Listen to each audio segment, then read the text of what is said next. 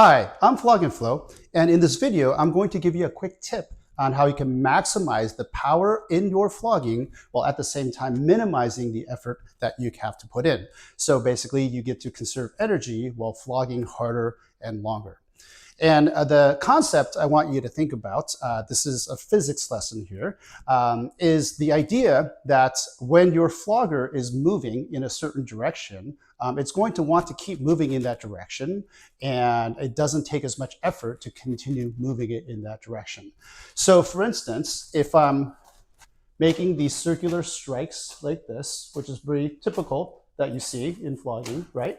Or figure eights, which is also very typical. You notice that in both of these moves, the flogger is moving in a circle, and all I'm really doing is I'm continuing that circle. I'm keeping the flogger moving in that circle, and that doesn't actually take up that much energy. I mean, it does take some energy, right? But it doesn't take as much. Now contrast that to a way of striking that I see a lot of inexperienced tops do, and it looks something like this.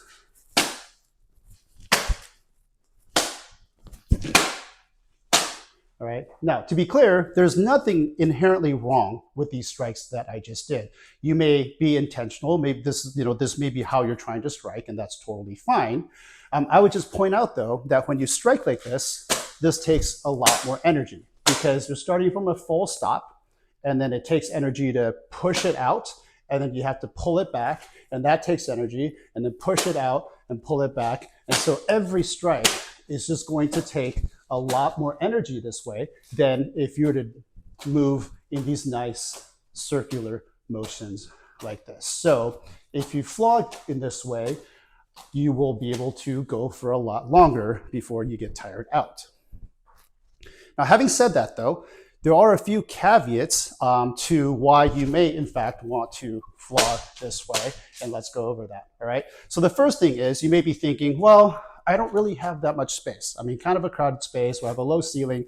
I don't have the room to make these big circles, and that's fair. I would say, though, that you don't necessarily have to make big circles. You can make them pretty small, like this, all right? That's totally fine. You can still keep that momentum going. You can still harness the momentum of your floggers. So that's one caveat. Another caveat might be, you might be thinking, you know what, I can hit a lot harder that way.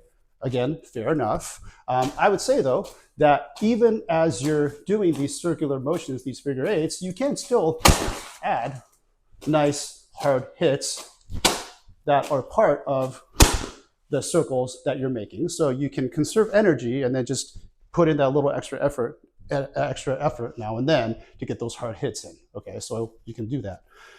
All right, and then a third caveat might be you might be thinking, okay, if I'm swinging like this, notice that the angle of impact is really weird. I'm like coming straight down on my bottom, and that's not going to feel good. And that's definitely a valid concern, right? My quote unquote bottom here doesn't have a back or a head, so it's easy for me to come down like this. But if you have a real person here, flogging like this might feel uncomfortable.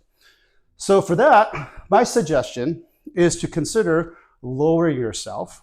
All right, and if you are especially tall or your bottom is short, this might be something to think about as well, right? So if you go down on one knee like this, you can now make those circles and still get the angle of impact that you want.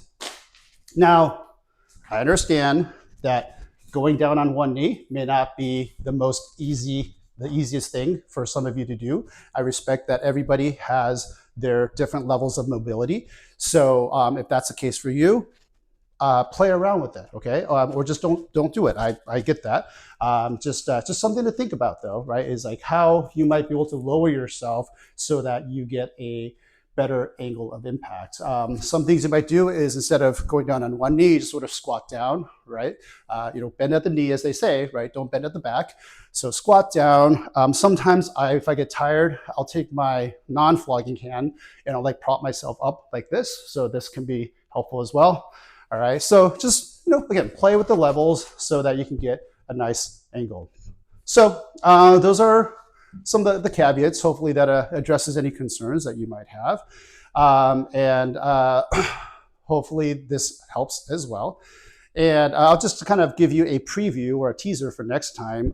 I decided to record this short video because I was recording a tutorial for something else, and this concept came up, and I thought about it, and I'm like, you know what? This warrants its own video because like, it is pretty universal.